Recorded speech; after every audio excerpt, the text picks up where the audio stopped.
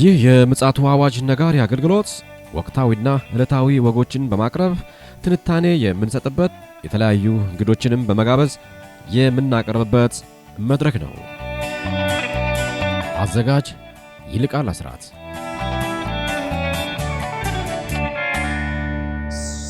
ሰላም ጤና ይስጥልን ውድ የምጽአቱ አዋጅ ነጋሪ አድማጮቻችን እንዴት ውላችኋል? እንግዲህ በአሁኑ ሰዓት ከፓስተር አለማየሁ ጋር በስልክ መስመር ላይ ለመወያየት መተናል። የዓለማችን ወቅታዊ ጉዳዮች ላይ ለመወያየት በዚህ ሰዓት እንግዲህ ፓስተር መስመር ላይ ነው ያለው። ከሱ ጋር አጠር ያለ ቃለ መጠይቅ አደርጋለሁ። መልካም ጊዜ እንደሚሆንልን ተስፋ አደርጋለሁ። ኋላ ላይ የቀጥታ ስርጭትም ስላለ አጠቃላይ የሰሞኑ የአብያተ ክርስቲያናት የ50ኛ ኢዮቤልዩ በዓል ክብረ በዓል ላይ ያለውን ድባብ በኋላ ላይ ሪፖርት ያደርግልናል። ለአሁኑ እንግዲህ ወቅታዊ የዓለማችን ጉዳይ ላይ ልንወያይ መስመር ላይ ያለ በቀጥታ ወደዛ መራችኋለሁ። ሰላም ላንተ ይሁን ፓስተር፣ እንደምን አለ? ለምን አለው እንደምልክ እግዚአብሔር ይመስገን። እስኪ እንግዲህ የዓለማችን ወቅታዊ ጉዳዮችን መረጃዎች እያሰባሰብክ ነው። በዛ ላይ እንግዲህ መረጃዎችን ልካቀብለን ነው እንግዲህ የደወልኩልህ። እስኪ ምንድን ነው እጅ ላይ ያለው? እንግዲህ ዓለማችን ሰላም የሚለው ነገር እየራቀ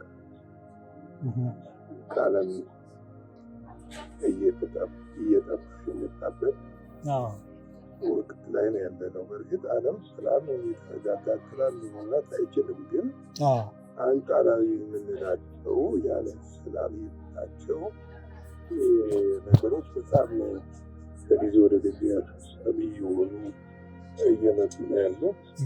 አንድ ወቅት ላይ ይረጋል ስትል እንደገና የሚያገረሽበት ሁኔታዎች ናቸው ያሉትና እንግዲህ በዓለም ዙሪያ በሙሉ አሁን ላይ በየቦታው ላይ የምሰማው የጦርነት ነጋሪት የምሰማው ይህ የጦርነት ነጋሪት ደግሞ ዓለምን ወደ ሲዟት ይሄዳል የሚለውን ስትመለከት ዓለም እያበቃላት እንደመጣ እግዚአብሔር በቃሉ የተናገረው ጌታ ኢየሱስ በምድር በነበረበት ጊዜ የተናገረው ቃሎች እየተፈጸሙ እንደሆነ እና ሁሉም ማለት በሚቻልበት ሁኔታ ተፈጽሟል የምትልበት ሁኔታ ላይ ነው አሁን ዓለም ያለችው እና መፍትሄ በዓለም ላይ እየታጠነ የሰው ልጅ መፍትሄ ከክርስቶስ ጋር መሆን ብቻ እንደሆነ እንመለከታለን። እና ምንድን ነው እኔ የፈለኩት በዚህ በባልካን ያለው በራሽያና በአሜሪካ መካከል ያለው ነገር እንደምታውቀው የጦርነት ልትነሳ የሶስት ፕሬዚደንት ረሽን ታይገንዶ ጋር የሰላም ሙከራ አድርጎ ነበረ እና በኢስታንቡል እንደውም አንድ ሁለት ጊዜ ስብሰባ ላይ ሁለቱ ሀገሮች እንዲወያዩ ተደርጎ ነበር። መፍትሄ አልተገኘም። ከዛ በኋላ ደግሞ የአሜሪካ ፕሬዚደንት የሆኑ ዶናልድ ትራምፕ በምርጫ ቅስቀሳቸው ጊዜ ምንድነው ያደረጉት? ከተመረጡ ይህንን የዩክሬንና የራሽያን ጦርነት ተመረቁ በማግስቱ አቆማለሁ ብለው ነበረ። ነገር ግን አልሆነም ማለት ጥረት እየተደረገ አይደለም ማለት አይደለም። እስካሁን ድረስ በጣም ጥረት እየተደረገ ነው ሁለቱን ሀገሮች መስማማት። ነገር ግን ያ ጥረት ይሰምራል አይሰምርም እንግዲህ ወደፊት የምናየው ቢሆንም በትናንትና ዕለት የአሜሪካ ልዩ መልእክተኛ ዊትኮፍ ሞስኮ ክሬምሊን ከፑቲን ጋር ስብሰባ ተቀምጠው ነበረ። ደግሞ እየተወያዩ ነበረ በዚህ በራሽያ እና በዩክሬን መካከል እና በዛኑ ክስተት አንድ አስደንጋጭ ነገር ተፈጥሯል። አንድ ከፍተኛ የሆኑ የራሽያ የጦር ጀነራል በቦምብ ተገድለዋል። እንግዲህ እኚህ የራሽያ የጦር ጀነራል ከፍተኛ የሚባሉ ብቻ ሳይሆኑ የራሽያ የጦር የዘመቻ መምሪያ ምክትል ኃላፊ ናቸው። እንግዲህ የዘመቻ መምሪያ ማለት እኔ በደንብ ይገባኛል። የዘመቻ መምሪያ ማለት ዘመቻውን ወታደራዊ ነገሩን የሚመሩ ማለት ነው። እና ቅዶች ያዘጋጁ ወታደራዊ እንቅስቃሴዎችን ከሎጂስቲክ ጀምሮ እስከ ጠቅላላ የሚመሩ ናቸው። እያንዳንዱን የከፍታ ነጥብ፣ ዝቅታ ነጥብ፣ ጦሩ የሚዋጋባቸውን ዳይሬክሽኖች ሁሉ የሚያስቀምጡ ናቸው እና ከፍተኛ መሪ ናቸው እና የእሳቸው መገደል ምናልባትም በዚህ በሰላም ስምምነቱ ላይ ጥላ ለማጥላት የታሰበ ይመስላል። ምክንያቱም በእሳቸው መገደል ምክንያት ራሽያ ከፍተኛ እርምጃ እንድትወስድና ይሄ የሰላም ሀሳብ ወደኋላ እንዲመለስ ታቅዶ የተደረገ ነገር ይመስላል። እንግዲህ የራሽያ ወይም ደግሞ ፑቲን የሰላም የድርድር ሀሳቡን ተቀብለዋል። አሜሪካ ያዘጋጀችው ያ ምንድነው? የክሪሚያ ልሳነ ምድር ሙሉ ለሙሉ ከዚህ በኋላ የራሽያ ግዛት ሆኖ እንዲታወቅ የሚያደርግ ሲሆን፣ ሁለተኛው ደግሞ ጦርነቱ የሚቆመው ሁለቱ ተዋጊዎች አሁን በያዙት ይዞታ ላይ ይሆናል። ሌላው እንግዲህ ከዚህ ውጭ ይገባኛል ትል የነበረው ራሽያ ግዛቶችን አሉኝ ብላ የምታስባቸውን ትተዋለች ባለችበት የምትቆምቁነ ትተዋለች እና ሌላው ደግሞ በዚህ ድርድሩ ላይ ቀረበ ሀሳብ ሁለቱ ሀገሮች ከተስማሙና ተኩስ ካቆሙ በኋላ ዩክሬን ምንም ማንኛውም ነገር ላይ ድጋፍ እንዳያደርግ የሚለው አንዱ ራሽያ ይጠይቅ የነበረው። ይህም ሀሳቡ ተቀባይነት አግኝቷል። የኬብን ማለት ዘለንስኪ ይህንን ሀሳብ አልተቀበሉም። እንግዲህ ያልተቀበሉበትን ምክንያት ያስቀምጡ ክሪሚያ ምድር ራሽያ ለመቀበል ይከብደኛል፣ ምክንያቱም የራሽያ የዩክሬን ህገ መንግስት አይፈቅድልኝም የሚል ነው እና ድርድሩ መደረግ አለበት ብለው እሳቸው የሚያስቡ ቀደም ካለው አቋማቸው በተቃራኒ ምንድነው? ቀደም ያለው አቋም ስንመለከት ራሽያ የያዘችው ሁሉ ግዛት ወጣ ለቃ ትውጣ የሚል ነው። እንግዲህ ይሄ ደግሞ ሊሆን አይችልም። ሊሆን የሚችልበት ጉዳይ የለም። በዚህ ጉዳይ ላይ ዶናልድ ትራምፕ ጋዜጠኞች ቃለመጠይቅ አድርገውላቸው ነበረ እና በዚህ ቃለመጠይቅ ላይ ዘለንስኪ ይህንን ሀሳብ አይቀበሉም ወይም ያለው ግዛት ጠቅላላ እንዲለቀቅላቸው ይፈልጋሉ። ምን ይላሉ ባሏቸው ሰዓት ሆስቲንግ ነው አሉ። ምንድነው? አጉል መንጠራራት በቃ እንዴት ነው? ጉረኝነት ነው። ምንድነው? ምንም ሳይኖርህ በሰው ትከሻ ላይ ሆነ ልክ እንዳለው ሰው ሆኖ መቁጠር ማለት ነው። አለኝ ብለህ ማሰብ። እንግዲህ ይሄን ጦርነት የምትዋጋው በአሜሪካ ሀብት ነው። ቀደም ሲል ማናቸው ባይደን አጽድቀውት የነበረውንና የተፈቀደላቸውን መሳሪያ ማስገብተው በዛ ነው የሚዋጉት። ሌላው እነ ጀርመን፣ እንግሊዝ፣ ፈረንሳይ በሚሰጧቸው የአውሮፓ ሀገሮች በሚሰጧቸው እርዳታ ነው የሚዋጉት። የራሳቸው የሆነ ነገር አሁን ላይ የላቸውም። ሌላው ሀገራቸው መሰረተ ልማቱ አብዛኛው ወድመዋል። ከተሞች አብዛኛዎቹ ወድመዋል እና ይህንን ማሰብ የቻሉ አይመስልም። እና ባለፈውም ጊዜ እኮ እኛ ችግር የሆነብን ከራሽያ ጋር መደራደር ሳይሆን ከፑቲን ጋር ማነው ከዘለንስኪ ጋር ማውራት ነው ያሉት። ስለዚህ ይሄ ጉዳይ ስትመለከተው ድርድሩ ምን ያህል ይሄዳል አይሄድም የሚለው ነው። እንግዲህ ምናልባት በሚቀጥለው ዓመት ዩክሬን ምርጫ የምታደርግ ይመስለኛል። ወደፊት የምናየው ቢሆንም ግን ለዚህ ምርጫ ለመወዳደር ሀሳብ ያላቸው ወይም ደግሞ እጩ ተወዳዳሪ ሆነው ይቀርባሉ የተባሉት የኬብ ከንቲባ ከቢቢሲ ጋር ቃለመጠይቅ ተደርጎላቸው ነበረ። ምንድን ነው ያሉት? እሳቸው ሰላምን የምንፈልግ ከሆነ መሬት አሳልፈን ልንሰጥ ግድ ይሆንብናል ነው ያሉት።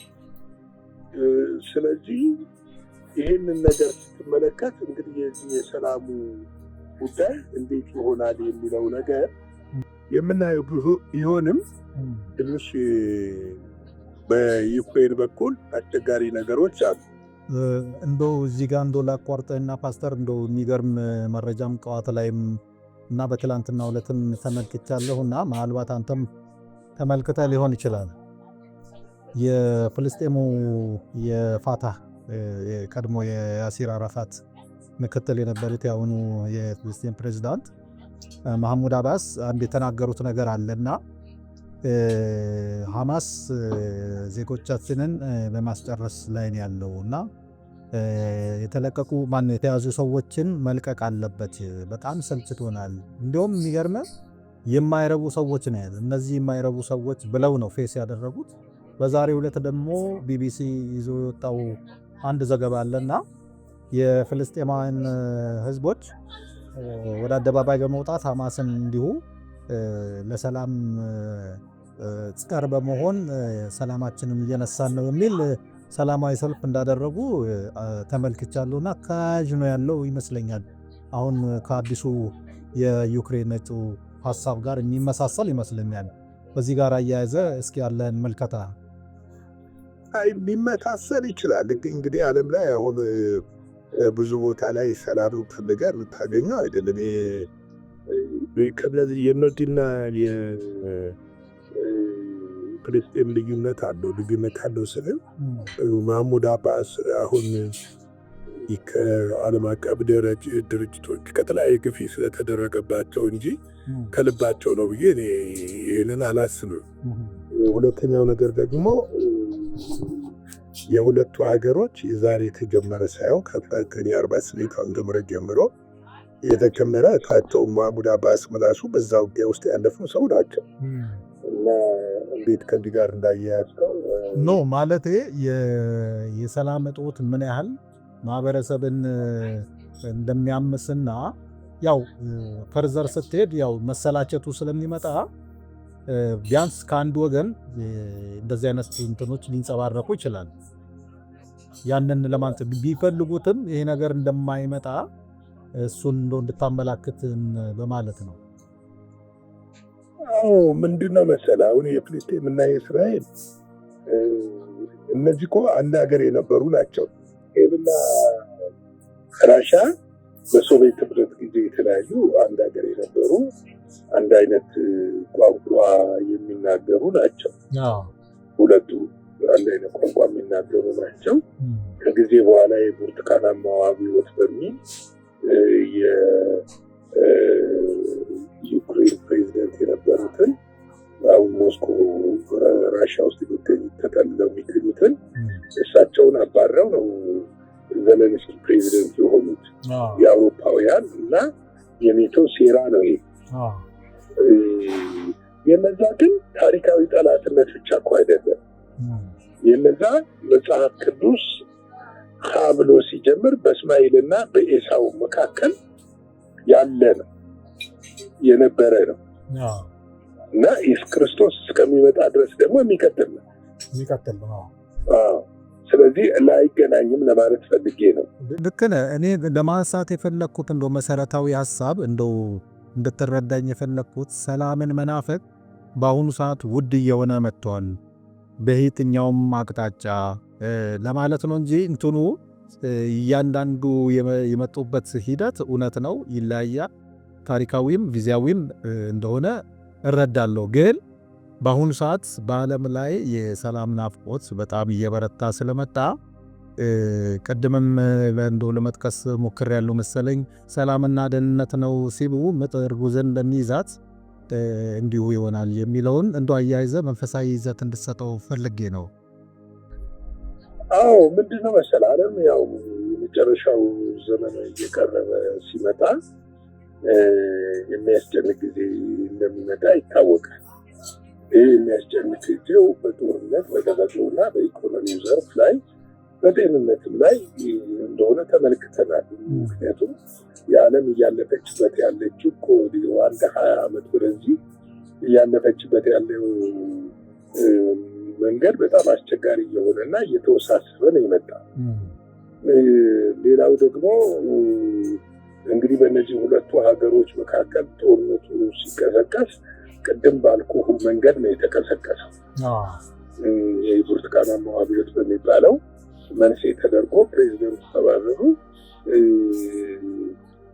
እዛ አካባቢ የፕሬዚደንቱ ደጋፊ የሆኑ ውጊያዎችን ጀመሩ። ራሽያ ማግዛቸው ክሪሚያን ልሳነ ምድርን ተቀለለች እና በሪፈረንደም የራሷ አድርጋለች እና እነዛ ቦሪዥ ያሉ እነ ኬርሶን የመሳሰሉት ደግሞ በእጇ ላይ ያሉ ናቸው።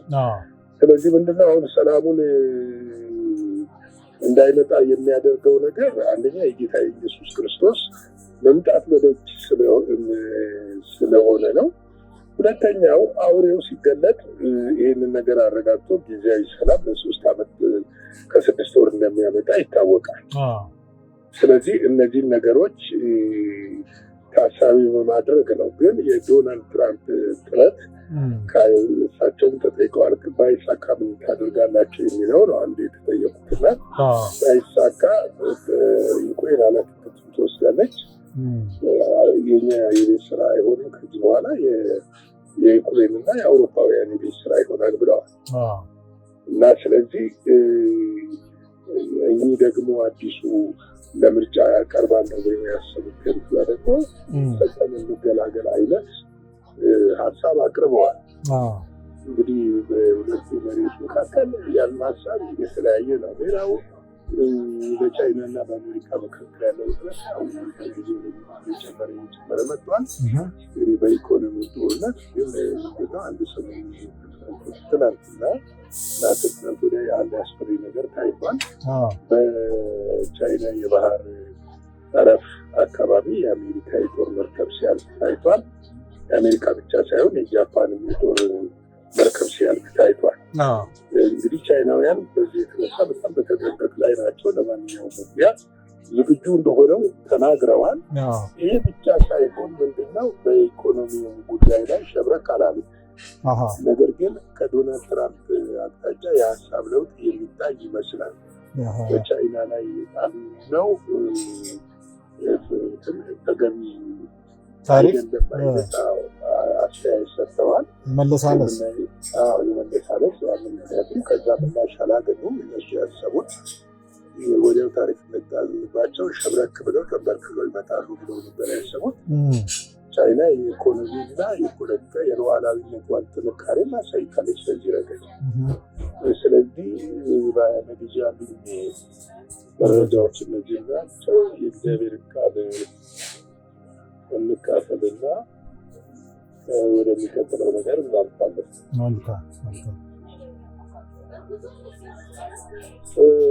እንግዲህ ኤፌሶን 4 ምዕራፍ 7 እንዳንብበው አእምሮን ሁሉ የሚያልፍ እግዚአብሔር ሰላም ልባችሁን ሀሳባችሁን በክርስቶስ ኢየሱስ ይጠብቃል። እንግዲህ አእምሮን የሚያልፍ ማለት ምን ማለት ነው ብለን ስንመለከት አእምሮን የሚያልፍ ሲል በዓለም ላይ የምናየው የምናስበው የሚያስጨንቅ ነገር የምንሰማው ነገር ግን ከክርስቶስ ጋር ስንሆን ይህንን የሚያስጨንቀውን ነገር የሚያልፍ ሰላም ደግሞ በውስጣችን ይፈሳል። እንግዲህ ከላይ ብሎ ሀሳቡ የሚጀምረው በነገር ሁሉ በጸሎት በምልጃ ከምስጋና ጋር እግዚአብሔር ዘንድ ልመናችሁን አስታውቁ እንጂ በአንዳች አትጨነቁ የሚል ነው። ዓለም የሚያስጨንቅ ነገር እየጨመረ ይመጣል። እኛ ግን እንድንጨነቅ አልተፈቀደም። ምክንያቱም አእምሮን ሁሉ የሚያልፍ ሰላም ደግሞ ተሰጥቶናል። እኛ እንድናሳውቅ ነው የተጠራነው፣ እንድናሳስብ ነው የተጠራነው። ስለዚህ ይህንን ሰላም ደግሞ ዓለም አይሰጠንም፣ ዩናይትድ ኔሽንም አይሰጠንም፣ ወይም ደግሞ በዓለም ላይ ያሉ መሪዎች ሊሰጡን አይችሉም። ዓለም ለራሷም ሰላም የላትም። ሰላም እንደሌላትና ሰላም ያጣች መሆኗንና በስጋት እየኖረች መሆኑን የሚያሳዩ ምልክት እየተመለከት ነው በዓለም ዙሪያ በብዙ ነገር። ስለዚህ የእኛ ሰላማችን ግን የማይናወጥ ከተፈጥሮ ጋር አያያዝም፣ ከጦርነት ጋር አያያዝም፣ ከኢኮኖሚ ጋር አያያዝም። የእኛ ሰላም በእነዚህ ነውጥ ውስጥ እንኳን ብንሆን ሊያሻግር የሚችል ልባችንን የሚያረጋጋ ፍጹም የሆነ ሰላም ነው እግዚአብሔር የሰጠን። ኢሳይያስ ምን ይላል? 26:3 ላይ በአንተ ላይ ታምናለችና በአንተ ለምትደገፍ ነፍስ ፍጹም በሰላም ትጠብቃታለች። በእግዚአብሔር ለምትደገፍ ነፍስ ፍጹም በሰላም ይጠብቃታል እግዚአብሔር። ለዚህ ነው ዳዊት ተራሮች ወደ ባህር ቢወሰዱ ምድር ቢናወጥ አልሳም ለምን አለ? ምን ታምኖ ነው ብንል እግዚአብሔር በዛ ነውጥ ውስጥ የሚጠብቅ የማይተኛ የማያንቀላፋ እውነተኛ እረኛ። ሰላምን ከሰው ፈልገን ከሆነ አናገኘው። ሰላምን ከሰላም ድርጅቶች ፈልገን ከሆነ አናገኘው። በዓለም ላይ ብዙ የሰላም ድርጅቶች አሉ፣ በሰላም ስም የሚጠሩ ድርጅቶች። ለዓለም ግን ሰላምን አንድም ቀን፣ አንድም ደቂቃ፣ አንድም ሰዓት ሰጥቶ አያውቅም። ስለዚህ እኮ ነው ጌታ ኢየሱስ ክርስቶስ በዮሐንስ 14:27 ላይ ሰላሜን እተውላችኋለሁ፣ ሰላሜን እሰጣችኋለሁ፣ እኔ የምሰጣችሁ ዓለም እንደሚሰጠው አይደለም፣ ልባችሁ አይታወክ አይፍራም ይላል። የእግዚአብሔር ሰላም አንጻራዊ ሰላም አይደለም፣ ዘላለማዊ ሰላም። ለዘላለም ልብን የሚጠብቅ ለዘላለም መንፈሳችንን የሚጠብቅ ነውጥ ውስጥ ሆነን ውስጣችን በሰላም እንዲሞላ ያደርገው፣ እንዳንታወቅ ያደርገው። ሰዎች ይህንን ሰላም ካልተረዱ ክርስቲያን ሆነው ቦርናጌን ሆነው ዳግም ተወልደው ይህንን ሰላም እንኳን ካልተረዱ ካላወቁ ከሚናወጠው ዓለም ጋር ሊናወጡ ይችላሉ። እኛ ከሚናወጠው ዓለም ጋር የማንናወጥበት ምክንያት ፍጻሜያችንን እናውቀዋለን።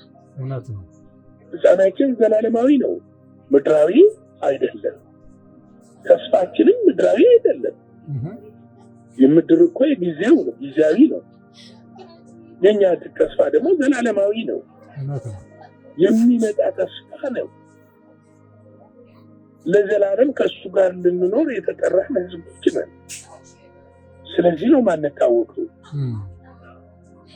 ስለዚህ ነው በዚህ አስጨናቂ ዓለም ውስጥ በሰላም የምንመላለሰው። ስለዚህ ሰላማችን ክርስቶስ ኢየሱስ እግዚአብሔር ልጅ ነው። እሱ ላይ ልባችንን ልናሰርፍ ያስፈልጋል ወገኖቼ። ጌታ በደጅ ነው። አሁን የዓለም ነውጥ የምናይበት ምክንያት ጌታ ኢየሱስ ክርስቶስ ሊመጣ በደጅ ስለሆነ፣ ከሱ በፊት ደግሞ የሚመጣው ሐሰተኛ ክርስቶስ አለ። እሱ አንጻራዊ ሰላም ለዓለም ይሰጣቸዋል። አሁን ያለውን ትርምስ ለ3 ዓመት ከ6 ወር ያረጋገዋል። ነገር ግን ተመልሶ ያ ሰላም ይደፈርስ። ለምን? የዘላለም ሰላም በሱ እጅ ስለሌለ። ስለዚህ ይህንን ሰላም እያሰብን እግዚአብሔር አምላካችን እያመሰገንን ወደ እሱ ልባችንን ልንመልስና ከእሱ ጋር ልንጣበቅ ያስፈልገናል። እንግዲህ ወገኖች የሰላም አምላክ ሁለንተናችሁን ይቀድስ እላለሁ። ሁለንተናችሁን ልባችሁን ያሳርፍ እላለሁ። ላይክ፣ ሼር፣ ሰብስክራይብ አድርጉ። ከኛ ጋር እንደተለመደው አብራችሁን አገልግሉ። እንግዲህ ደስ ባላችሁ በልባችሁ ሁላው ነገር ከአገልግሎታችን ጎን እንድትቆሙ በጌታ ፍቅር ጠይቃለሁ። ሻሎም። እግዚአብሔር አብዝቶ ይባርክ ፓስተር። በጣም ጥልቅ የሆነ የህይወት ቃል ነው ያካፈልከን። እንግዲህ የኛ ድርሻ በቅዱሳን በራሳችንም ጭምር ይህን ቃል ማድረስ ነውና ውድ ቅዱሳን ከኛ ደግሞ የምንጠበቀው ይህን ነገር ከመንፈሳችን ጋር በማዋሃድ ሁላችንም እንግዲህ ለዚህ ጆሮአችን መንፈሳችን ሁሉ ንቁ ሆኖ ተዘጋጅቶ እንዲጠባበቅ እንግዲህ በየቀኑ ሳናሰልስ ያነቃናችሁን እንገኛለን። ፓስተርም አሁንም በደም አድርጎ የነገረን አይዟችሁ ብሎናል። እውነት ነው። በቅርቡ ሁሉም ነገር የሚደመደም ይሆናል።